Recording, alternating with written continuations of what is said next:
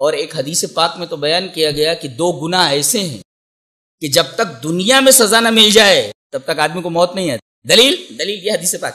وعن ابی بکرۃ رضی اللہ تعالی عنہ قال قال رسول اللہ صلی اللہ علیہ وسلم ما من ذنب احرى ان يعجل بصاحبه العقوبة مع ما يؤخر له في الآخرة من بغي أو قطيعة رحم.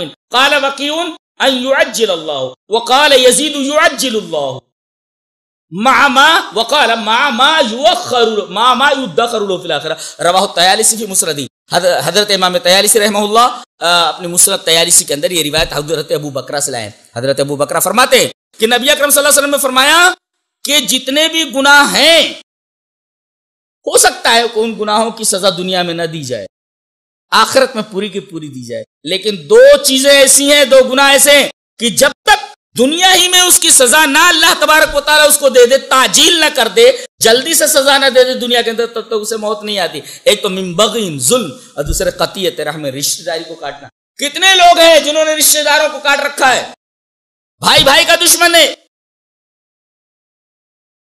رشتہ دار کا دشمن ہے.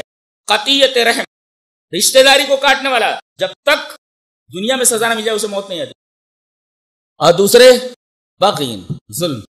اللہ, تو جب حدیث پاک میں موجود ہے کہ جب تک دنیا میں سزا نہ مل جائے موت نہیں آنے والی ہے, آدمی کو خبردار ہو جانا چاہیے کہ کہیں مجھ سے ایسی کوئی چیز سرزد تو نہیں ہو رہی جس کا تعلق ظلم سے ہو.